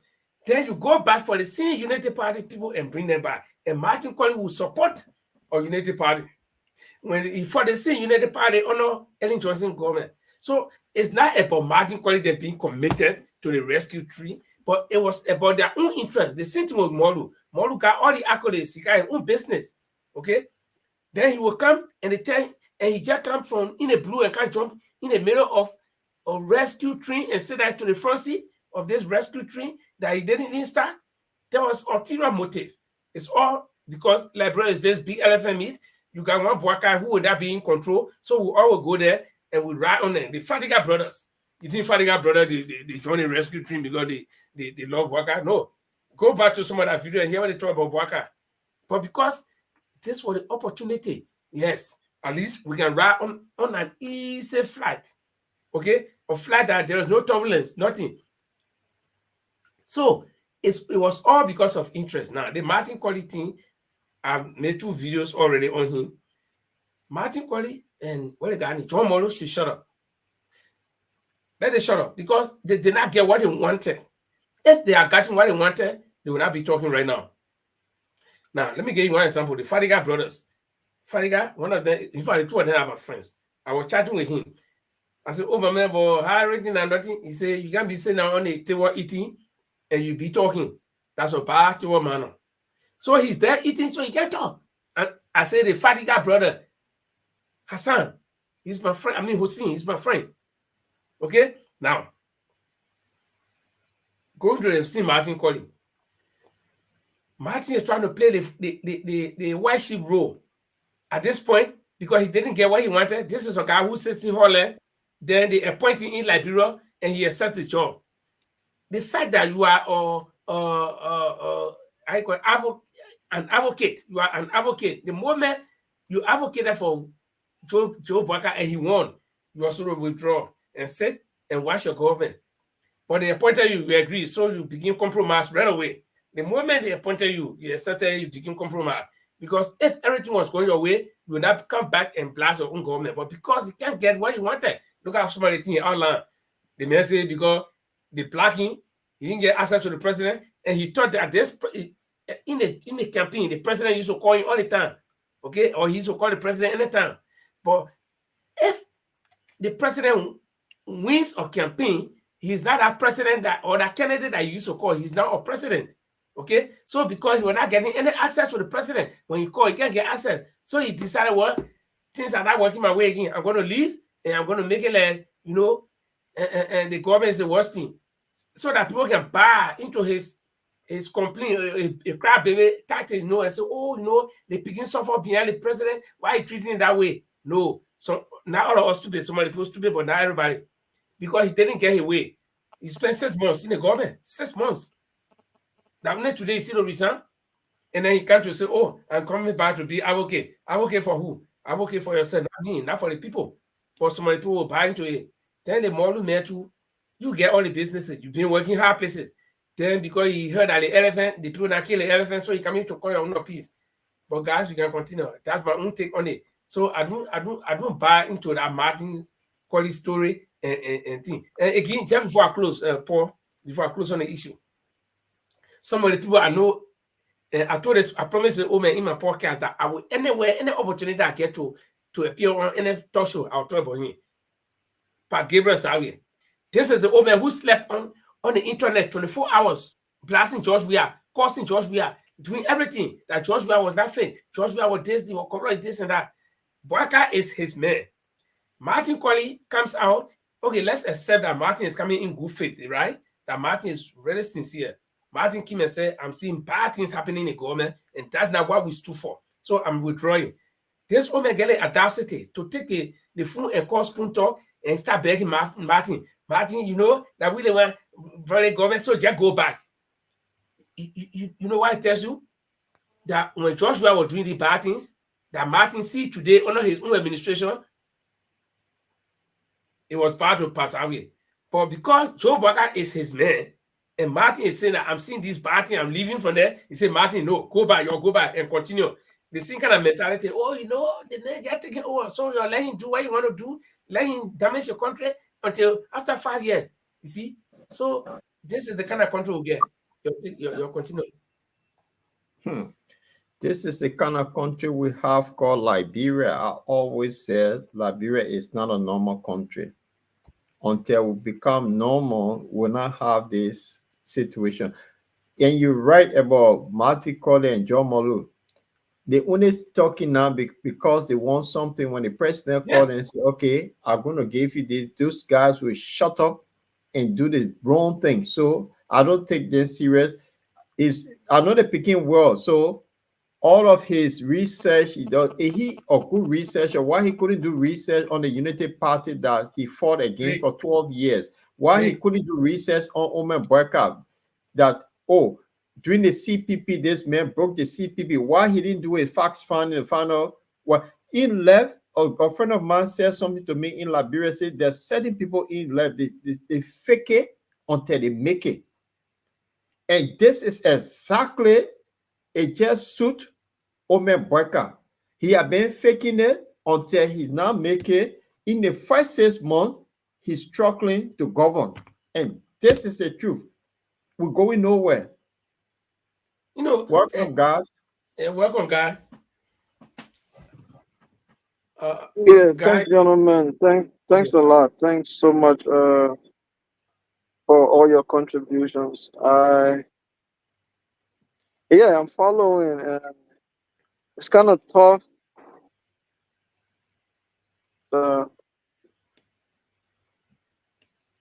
Let me just follow for now because I'm in a very, very noisy area, and Okay, we I will understand. respond to some of the things later on. Okay, we understand. But Paul, so that's it. You see these guys, like you rightly said, they're not getting what they want, so they will come back, and then but they're looking for fallback position. The thing is, the kind of people, the audience, the population we have, this kind of, how many people start feeling sorry for Martin now? Oh, look at that boy, the way that boy suffer. Yeah? Listen, when I bought 6 months before the man withdrew. Eh? Why you doing that all that time? Well, Linfo, why is it now? Because when Yeke Koruba did it, say Yeke a crazy man. Is Martin calling crazy? No, when Costa did it, they say, oh, I love my United Party friends so much, man. I love them. When Costa did it, they say, oh, Costa that only ambition, he supply Miller, he's a blah blah blah. They see Martin calling when, and you were writing all kinds of things about Costa. Now when he left, so my United Party people going after him. They say, in fact, they use Prophet Key to go after him. Can you imagine? Right. This is what. Yeah. Yes. I'm getting echo. From who? Guy, will you mind muting your microphone, please? Hello? Yeah. You still getting the echo? Yeah, I do. Okay, I'll go ahead. This is a statement from Mark Anderson. The private company will make sure that everything goes smoothly accordingly because they have a reputation to uphold. People who are working directly for the government will always feel entitled to the job and it will be poorly done. So in regard to the catering service from the senator's house, I think but that was just allegation though. There is no particular proof. No, I don't have any proof to it, but I just said it was alleged. That was allegation that we heard that she used for people to cook. But whatever the case, I think Mark is right. But we're discussing this resignation of Martin Colley and that of John Moru. If I were John Moru, John Moru, I noticed something about him. When he was on the closing argument, every question they asked him, he kept saying, I strategized, I did the same thing, I wrote the paper, I this, this thing. When you in a team, when you're working, drop this thing. Say we, even if you work alone, but diplomatically it's correct to always use the word we. Okay? Meaning that you got room open for other people. But and the same thing with Martin Colley. I led students to demonstrate. When I was in the asset recovery, I was doing. These are people with high ego. And then the United Party people, of course, there are people who are jittery. They don't like people with competition. Once you get competitive spirit around the United Party, people forget it. The same thing, down to Joe Walker, when he was in the CPP, when he saw that Cummings had a competitive spirit, he had to go against Cummings. If Cummings had just said, okay, I'll submit, I'll fall under what Benin Nigeria, all of them were doing, Walker will have no problem. You see, but he hates the competition. And that's the nature of the United Party people. So you, John Molu, you come with all your bow, you come with all these degrees and with all these qualifications. You say, they say, well, they may come and dominate us. We cannot let him be here. Okay? And that's where they're facing problem. The same thing with Martin Colley. And I don't know, maybe he'll go back to the UP, but we don't know because they asking, and all the way give us away, they were begging him to go back. He said he had returned to his Norman Martin Colley as an advocate. So we're waiting to see what will happen. Jamal? I think Jemima trying to log on. Okay, guys. Now we have a story from. That's still having echo, guys. Because you It's in you. twice, Jamal. Because you are logged on twice. Wait, let me kick one of you out.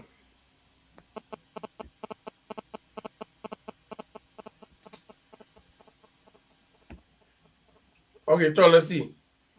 Right. Yeah, you are good now, team. Still echo. Okay, I'll go. You guys go on. No, you are good. You are okay. We can hear you better. Maybe you hearing Okay. the echo, but we're not hearing it. So Okay, guys. Okay, we want to take you to another story right now. That was let me see what came from the Minister of Youth and Sport. This is the story. Youth and Sport Minister want career counseling back in schools. Probably Liverpool must tell us. Those years, I didn't see any counseling happening in no high schools or university. Probably you tell us. Did it happen?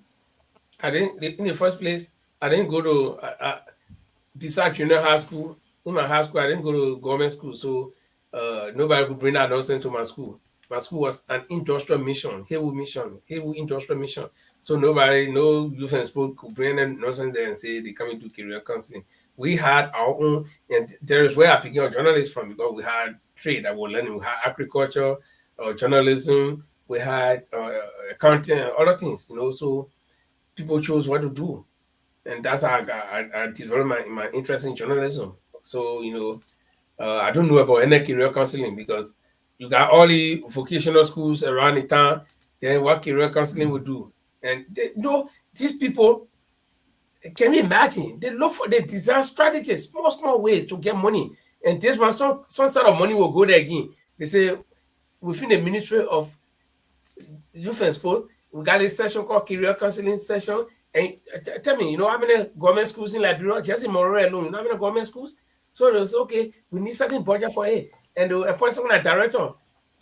This is a poor country that does not have money, but they always create areas where they will need money.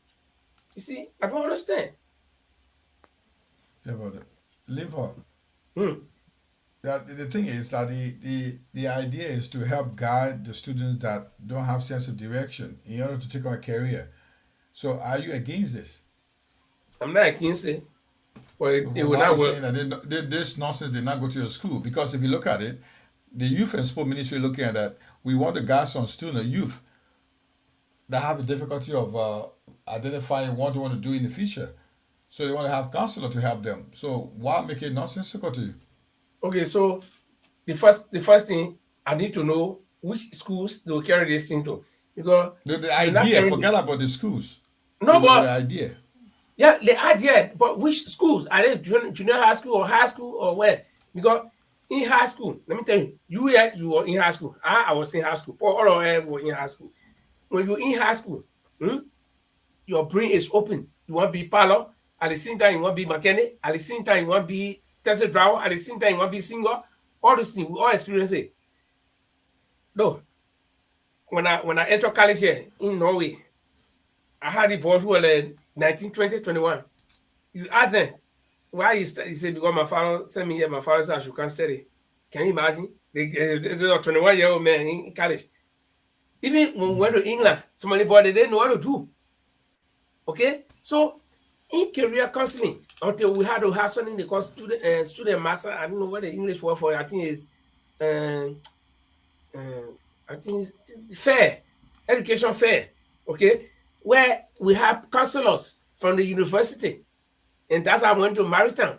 Because I met them there, I want to do journalism, and they said, no, you can't make it. Because you foreigner, you know the language, you got to learn it from A to Z. You will not be able to compete with Norwegians. So go, send your country guard, many ships carry flag, come and think about it. You see it? But so I was a groomman. So you go take one lady picking in 6th grade or 7th grade or in someone at high school, you go say you counseling him. You waste your time. Okay? You waste your time. I'm speaking from experience. You know what I wanted to be when I was in high school? Not about junior but in high school. I want to be a musician because I used to sing. At the same time, I want to be carpenter. In fact, I did electricity for in Basel teenage. I did electricity. Okay, so So, you know, so yeah, Jeba waste and of time. Lincoln, The they idea is think, waste of time. I mean, the question is they want to bring it back in school. I don't know what time It was they in the had school it for in school, maybe after the war or when. There's something we need to know because when I was in school, we didn't have we didn't have this this. career counseling. So maybe after the war, it was something that people needed to do. We need to get it, the whole gist of this story.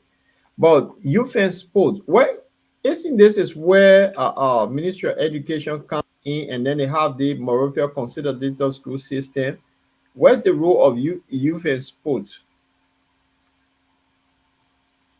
I Yeah, know. but I don't youth know. and sport in some project were with the Ministry of Education, was a youth Right. program. So they work Yeah. together. So it kind of a little bit conflicting, but they work together. Right.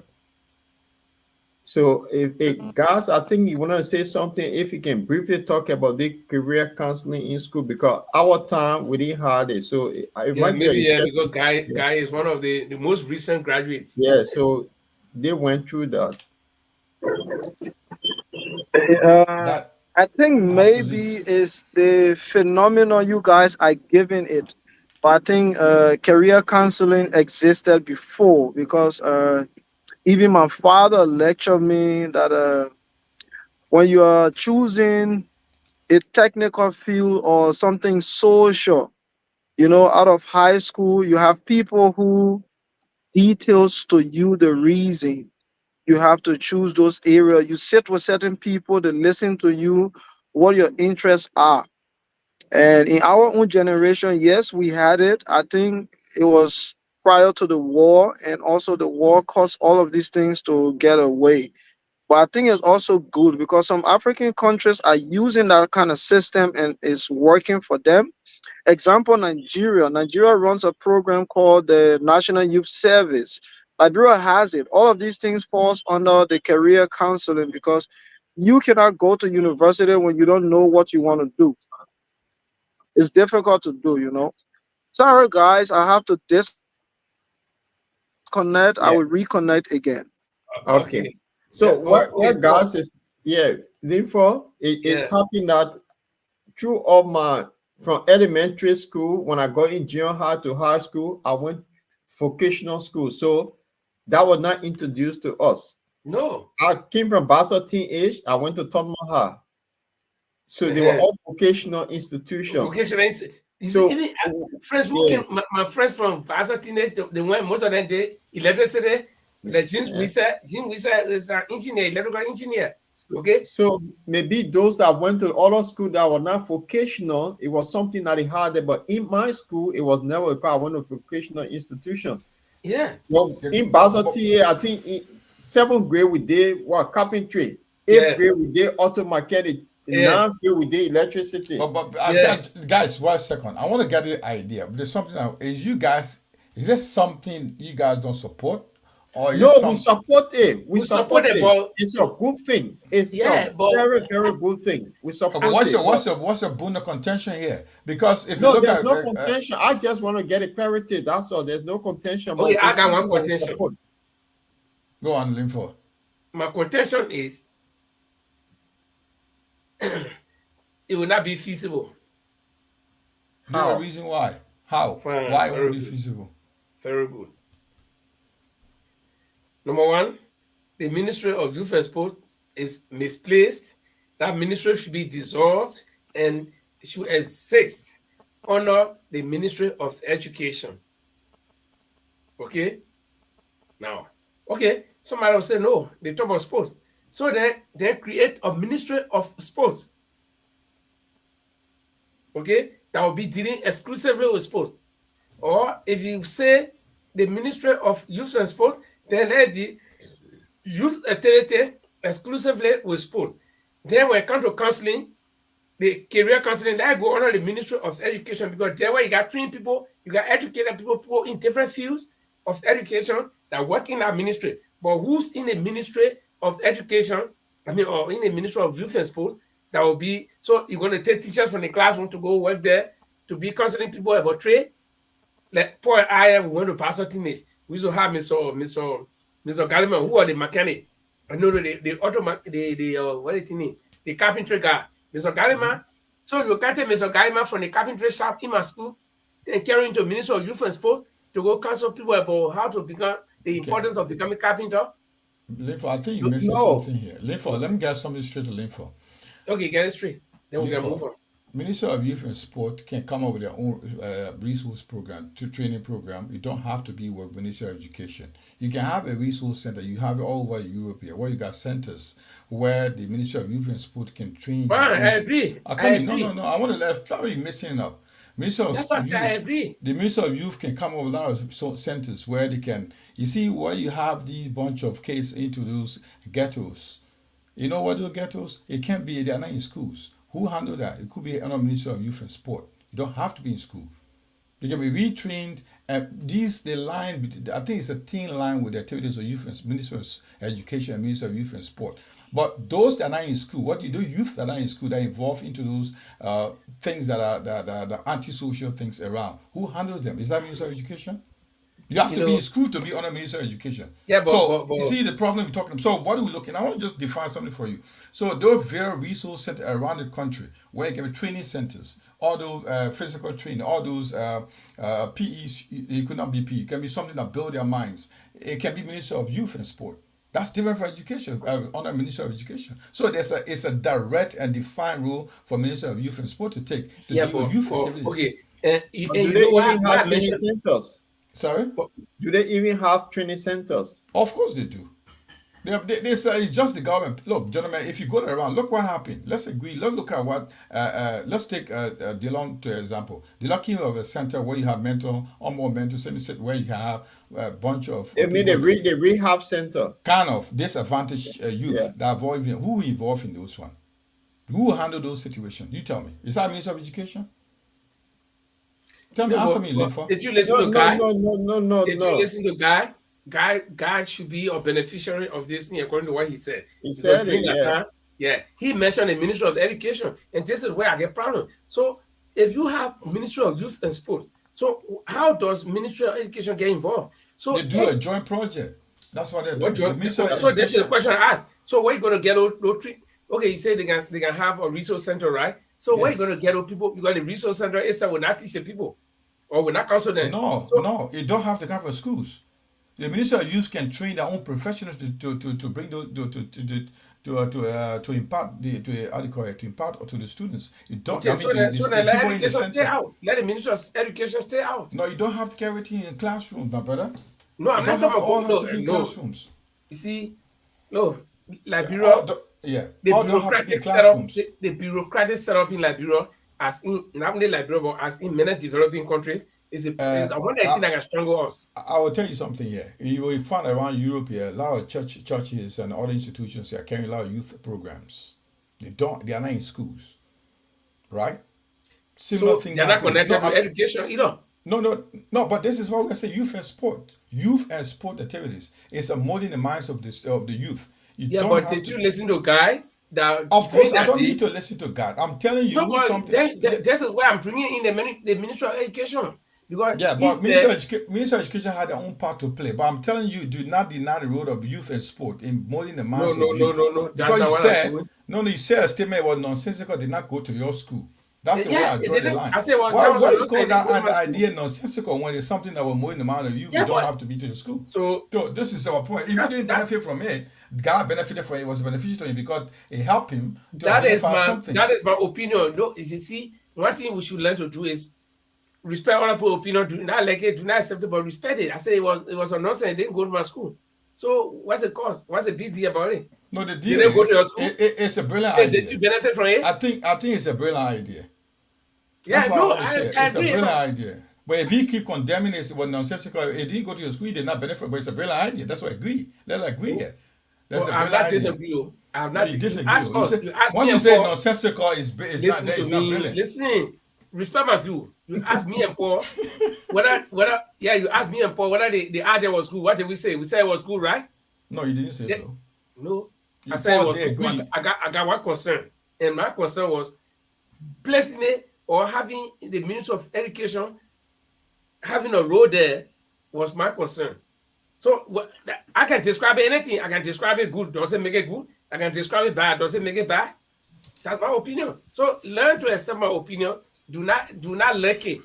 I'm not asking you to learn my opinion, but learn to accept it. I say it was a nonsense. It didn't go to my school. I think it's a good thing because if you go to Liberia, all the kids that are going to those 10,000 universities that in the country, they course sociology, public administration, all of them doing the same thing. So they career advance. I think it's a good thing that can lead children to engineering and something else. Because that Liberia, everybody do sociology. Every student needs sociology. If you find one person in science scholar, they say, So this career thing that they're proposing, I think it's a good idea that will help kids into a better direction. So I welcome it. Yeah, so the vocational schools will be full. Somebody will not want to go on early campus and go do sociology, so you end up in MVDC or one of those vocational schools. No, not the vocational school will be full. So if some kids may be very clever, want to be a doctor, want to be a nurse, or want to be a engineer. Guys, I think Linford is missing a point here. Linford, you're missing a point totally. I understand that it didn't happen your age. Counseling does not mean that you have to go train you. They will tell you, guide you from the way you do. I just told you about myself that when I started college here in Norway, we had to go through Sonic Studio Master or mini education fair, and that was when I decided. I've been around the media thing. I said I want to do journalism. I told me no, you cannot compete with them. So let me talk to you. And he gave me a small brochure about shipping, and the guy told me out of balance. Coming from journalism into maritime. So then that was a good counseling. I'm not saying that counseling is that good. No, I'm not saying. I just said to you, missing the point. I personally have not been trained as a counselor, but I work as a classroom teacher, so I know how to tell students. Okay, when it comes to choosing career, because there's a way you talk to them. Yes. Yeah, you shouldn't waste our time here. But he keeps saying I'm missing the point. I'm not missing the point. I'm just giving my opinion. Zoko to join the military because we need defense force in Liberia. So no. I also I take exception to that statement, Paul. I take exception to that statement. Those are brilliant Liberians. They are disadvantaged. They can be trained to do something else. They don't have the force to go to military. You can train to do something else. Isn't the military that good? No, that I'm saying they can decide what they want to be. But Paul said to take them into military. They can decide what they want to do when you speak to them. But if you went to counseling here, they get the thing they call job center. Sometimes you see people pitching, you see the police, you see the army, you see so different.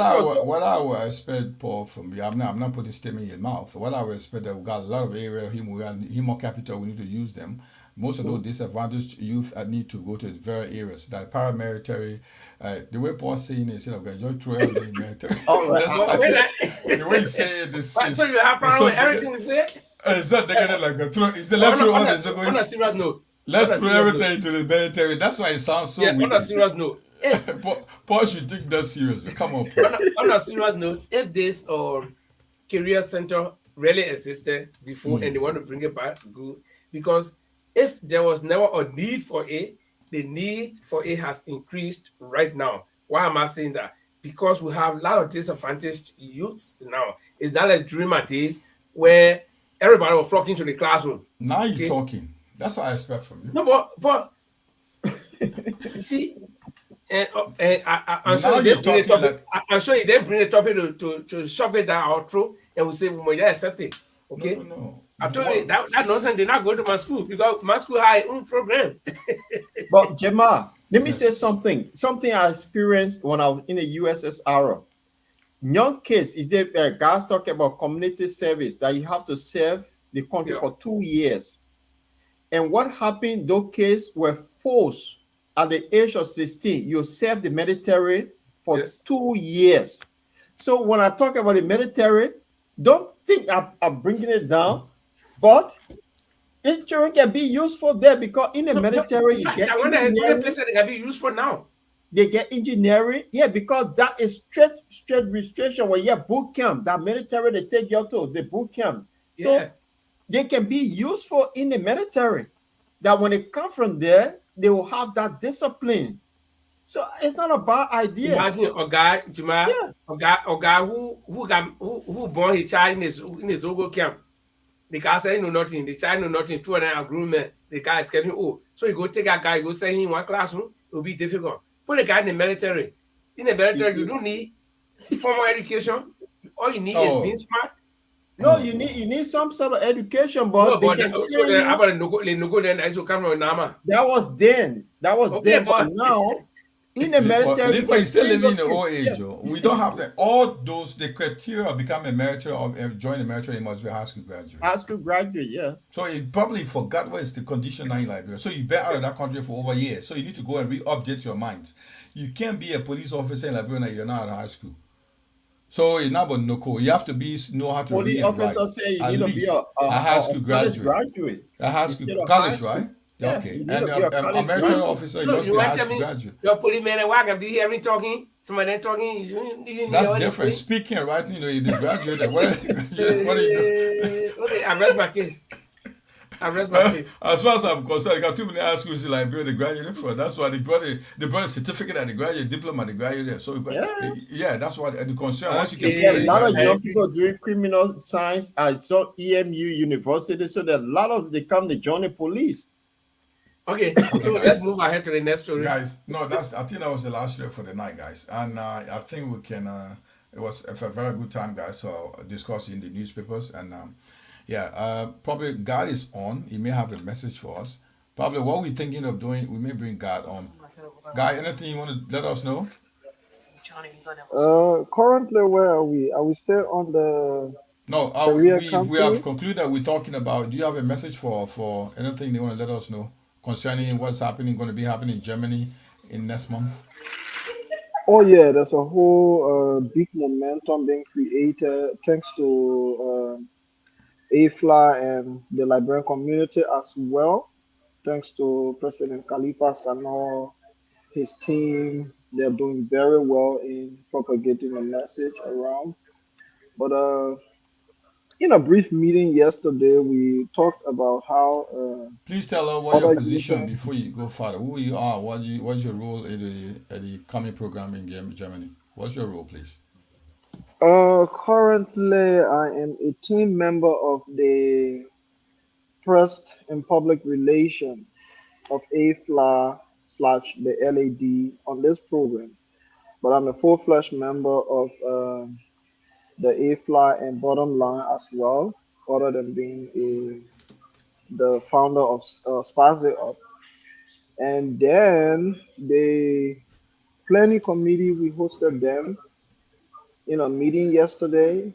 The secretary was in the meeting, so they talked about few aid and assistance that they require from AFLA and other European partners, like participating countries in the event. So we're asking all of these countries PR system to help in publicity. So we should be reaching out to a team of public relation officers from Spain, from Norway, from Sweden, from Belgium, to form a big publicity group that at least the message can be wide because the momentum is very big. So we don't want to have a big momentum and then a small attendance. So that's why the president and his team has been appealing to AFLY and the bottom line as well in any way that we can help in media assistance in terms of publicity. So we should have had a secretary, which is Mr. Samuel Yosin. I think he will log in a few minutes from now, but we're closing now because he was traveling, he told me. So he just sent a text that he's trying to log into his computer. And because he's equipped to give us further details, he's part of the planning team properly. But that's Okay. how far with information that I to my fingertip that I can be. Okay. Quickly, Okay, I know my colleague will quick ask question. you. Okay, go on, Lifo. Yeah, a quick question. When can we have the full committee, members of the committee that are planning this, this program, so that we can have some talk? Because and you just emphasize publicity by this time, or we should be running some jingles about the program. When do we expect all of those? Yeah, from the tete-a-tete and the tentative meeting that we had, those were things that the outcome of the meeting produced. Those are some of the things that the outcome of the meeting produced. There will be a jingle to be, in every country play at every, Liberian organization own platform, whether it is WhatsApp, it is Facebook, and that jingle as well should go. The jingle will be in a flyer form again, like we did for Belgium. Thanks to our team, that recommendation was made that the unique style we use to propagate the information for Belgium should be used again. So yeah, AFLA website should carry it as well. And there were a series of flyer recommended, but I think we will stick to the president recommended that we stick to the plans that we shouldn't have a proliferation of different kind of flyer. Then it makes the publicity of flyers look too childish and colorful. So we will stick to the same flyer that LAD, the Liberian organization in Germany, has created, but with a change of date, with a change of venue, because they have a new venue, a new bigger hall that can host all of the attending countries. So what I want us to do is to re-invite, send a new invitation to their team. I will make sure that I can negotiate to have all of them involved, but we have to find a date, because if they give a date and it's not in our plan, our bottom line, then then we have a mixed schedule. So I Okay, want us to. you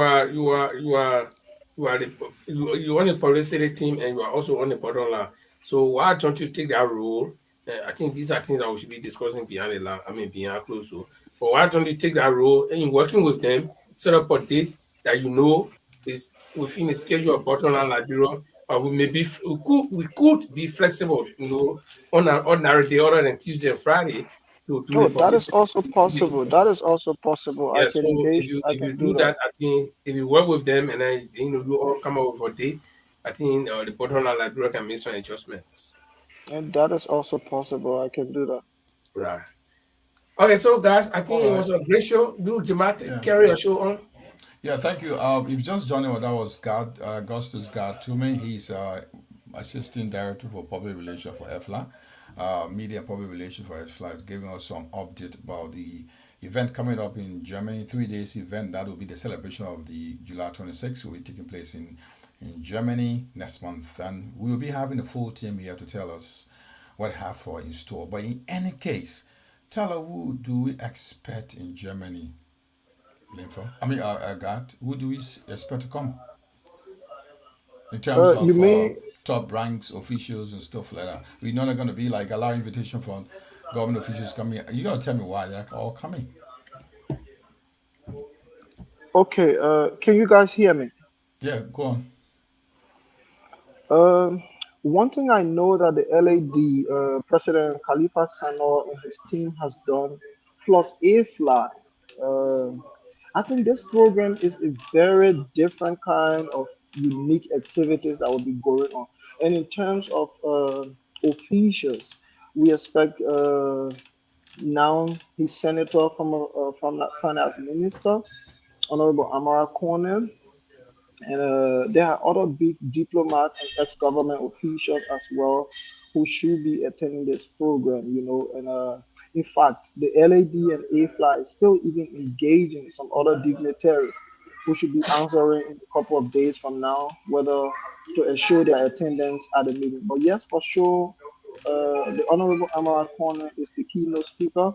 He's going to be in Germany, and I learned that a Bonn County senator is as well already in Germany, and he's attending an event in Berlin, and he will stay as well for the program. So he's spending longer time here just because he's here to grace the occasion as well. So Khalifa Sano, President Francis Mensah, and the bottom line and the rest of the Liberian community supporting this event is doing very well. And people are also coming from the US to attend the program as well. So it's a very big occasion, and that's why the people are asking for us to do more publicity so that it can go very well as expected. Okay. I know you're not the right person to ask, or who will be speaking to the chairperson of the organizing committee, but why all these officials? Why are they bringing in here? We expect keynote speakers. You got government officials coming in, and we only have a guest. I know a word of the keynote speaker coming in. We got a lot of government officials coming in. I just can't put my head around it. Why all these government officials? Why for this event? Is this What something they're Jama having a is conference? Jama is very simple. It's very simple. AFLA at the meeting in Belgium, AFLA was instrumental in engaging the Liberian government, and there was a policy note generated from the meeting in Belgium. And amongst those things discussed was for Liberia to reference or recognize that Liberians abroad in the diaspora should be a participating instrument or instrumental tools in the electoral process in Liberia. One, a recommendation of Liberians having voting rights in Liberia. So I think it is a stake in our national decision making. So, like, secondly, Germany serve the Liberian community in Germany is serving currently as the biggest diaspora community in Europe. So it sends out a message to them that there are people with great potential out there, not only Germany, but necessarily Liberian in the diaspora in Europe. So they are reaching out here to make sure that they can connect Europe to Africa. Okay. Thank you, guys. Anything for God to me before letting go? Yeah, before guys leave, it's good that he live in Germany. How they came up with this statistic that Liberians in Germany have the biggest Liberian group? How they came up with that statistic? It's unfortunate, Lord play that this information is just reaching you that Germany is the biggest Liberian community. By How can landmass, by landmass we are, geographically we are, by population we are. You're not quoting any statistics or data here no? You collected. just That's not the yeah. question. You're just saying by history. What's the data you get the information from? That's why Paul is asking you what you got the details from that. And any survey was done to say that Germany carried the largest Liberian community in Europe. That's the question he's So Exactly. asking. this is what the Liberian community in Germany did. Our statistics came from the last four to six communities attendance, European Liberian communities attendance. So we go to event, we strategize and say, okay, the best way to get these data is to make sure we attend events and talk to people. So in attending events, we generated data from there. We come to Oh. you in the UK, we ask you, how much is your population in the UK? Liberian will speak up. The leaders will tell you. Approximately, our membership is 200. I, Our I think membership is I based on think that. I And think then we you're compare. We made a comparative analysis and noticed that Germany is the biggest. I think you need to update your data here Yeah. because Honestly, your source of information should be EFLA or do another well qualified institution. That way of survey or collection data was inaccurate. I think you need to update that information. Anyway, guys, thanks for having you, and it was No, nice talking to you. as per Uh, community, Jamal, we are. thanks for having you, and we would love to have your team again to tell them much of what's going to happen in Germany in next month. And please give your parting comment now. Your parting Well, comment, God. Your he I said parting want to comment. thank the bottom line team for always making sure that we can bring out important topics, important information to the public for Liberia, for the growth of our nation. I also want to thank the bottom line team for involvement in making sure that few of the recent Liberian activities has reached either the entire globe or it has reached to some number that we can now be recognized that European-based Liberians are doing extremely well. They are meeting up to tasks for national development and also continental development. So let me say highs up for all of us at the bottom line. Let me say also highs up to my technical people from Spice It Up. We're doing well. Bottom line is embracing you, and we want all of your support as well. And to the Liberian community, President Khalifa Sano, his Vice President, TTC Davis, AFLA, the President, and all the members of AFLA supporting development, I say thank you all. Thank you very much. Thank you, Lynn. Thank you, Thank God. Guys, so thank Okay. you very much for tonight. It was a brilliant show, 2 hours on the dot. We've been here, and it was. If you just joined it, where were you? If, wherever you joined us from, we say thank you very much for joining us. The Bottom Librarian from mainland Europe. My name is Jamal Kamara. Paul Chulo playing in London. Linfo, Egon Gwe in Norway. While we have Augustus God Toomey, CEO of Spice Up, and also Deputy Director of Public Media and Public Relations of EFLA from live in Germany. Come telling us some details about what's going to happen in Germany in July. So if you're just hearing us, if you're around in Europe, you're visiting, you got to stay around. There's going to be a massive program in Germany. Comes 3 days event celebrations come with a lot of other activities. We may be presenting a resolution to the government. We got top government officials coming in Germany next month, from the senators to deputy speaker of the House, including top ranking government officials will be in Germany in July. So we also will be having the team of the organizing committee to be telling us more in store for us in Germany. So thank you very much for your evening, and I'll leave my colleagues to give their parting comment. Thank you. My name is Jamal Kamara. Thank you very much.